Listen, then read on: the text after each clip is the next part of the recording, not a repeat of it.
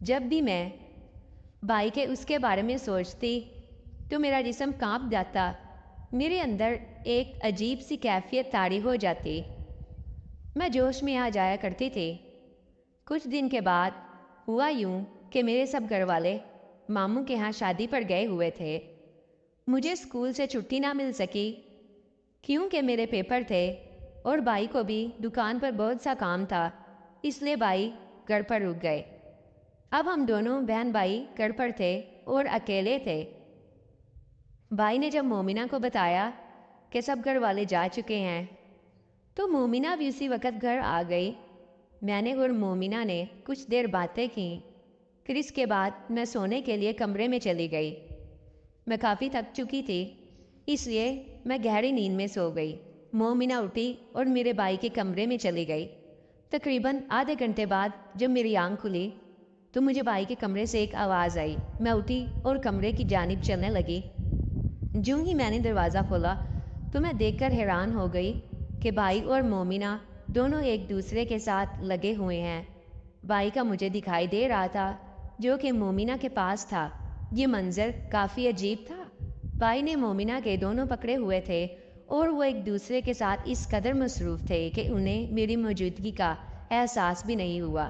میں یہ سب کچھ چپ چاپ دیکھ رہی تھی۔ اب مجھے بہت اچھا لگ رہا تھا۔ میں سکون سے دیکھ کر انجوائے کر رہی تھی۔ تقریباً آدھا گھنٹہ بھائی نے مومنہ کے ساتھ کیا۔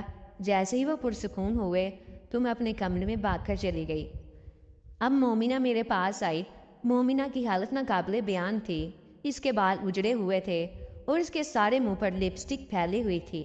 میں نے مومنہ سے کہا، تمہیں کیا ہوا ہے؟ تم نے اپنی کیا حالت بنا لی؟ تو وہ کہنے لگی، تم ابھی چھوٹی ہو، تمہیں اس کا علم نہیں۔ یہ کہنا تھا کہ مومنہ نے اپنی حالت درست کی اور اپنے گھر چلی گئی۔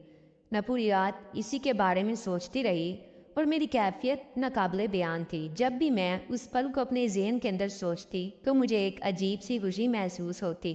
اس میں کوئی شک نہیں تھا کہ مجھے بھی وہ سب کچھ چاہیے تھا جو مومنہ کر رہی تھی۔ یہ سوچتی سوچتی میں سو گئی۔ صبح اٹھی، بھائی کے لیے ناشتہ بنایا اور بھائی دکان پر چلے گئے اور میں اپنی پڑھائی میں مصروف ہو گئی۔ رات کو موسم خراب تھا، بہت دیر تک تو آندھی چلتی رہی، پھر بارش ہونا شروع ہو گئی اور بارش اتنی زوروں سے ہوئی کہ میں اپنے کمرے میں بیٹھی ہوئی ڈر گئی۔ ہوا بہت تیز چل رہی تھی، اس لیے مجھے اب ڈر لگ رہا تھا۔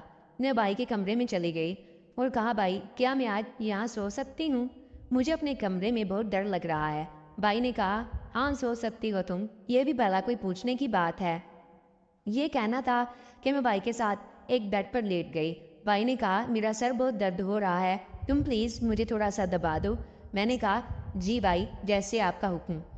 میں بھائی کے پاس بیٹھ گئی اور بھائی کا سر دبانے لگی۔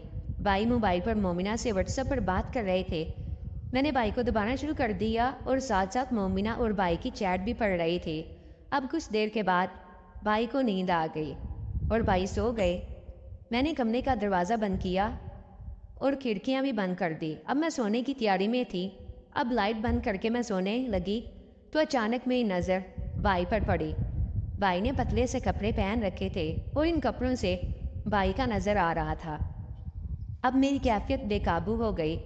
میں نے خود کو سمجھایا اور بیڈ پر لیٹ گئی، لیکن اب مجھے نیند کہاں آنے والی تھی۔ اب میں نے کچھ دیر کے بعد اپنی کمر بھائی کے سینے کے ساتھ لگا لی۔ بھائی نیند میں تھے اور بھائی نے ایک ہاتھ میرے اس پر رکھ دیا۔ اچانک میری آنکھ کھلی تو جب میں نے بھائی کا ہاتھ اپنے اوپر دیکھا تو میں بہت خوش ہوئی، کیونکہ جو احساس مجھے ہو رہا تھا وہ شاید میں بھی بیان نہ کر سکوں۔ اب میں بھائی کے اور قریب ہو گئی اور بھائی کا وہ مجھے چاہیے تھا۔ بھائی کی آنکھ کھل گئی۔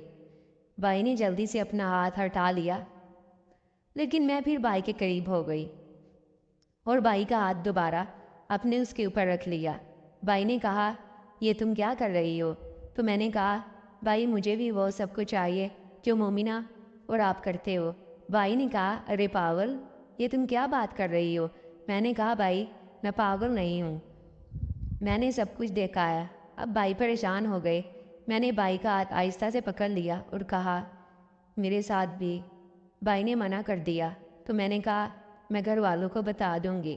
بھائی نے کہا، تم ایسا کچھ نہیں کرو گی۔ تو میں نے کہا، تو میں جو کہہ رہی ہوں وہ پورا کر دو۔ اب بھائی نے میری طرف دیکھا اور کہنے لگا تم ایسے نہیں مانو گی۔ میں نے کہا بہن بھی تو آپ کی ہوں۔ پھر اس اندھیری رات میں وہ سب کچھ ہو گیا جو برسوں سے میرے اندر چل رہا تھا۔ اب میں اور بھائی دونوں پرسکون ہو گئے اور سو گئے۔ یہ رات میری زندگی کی یادگار رہے گی۔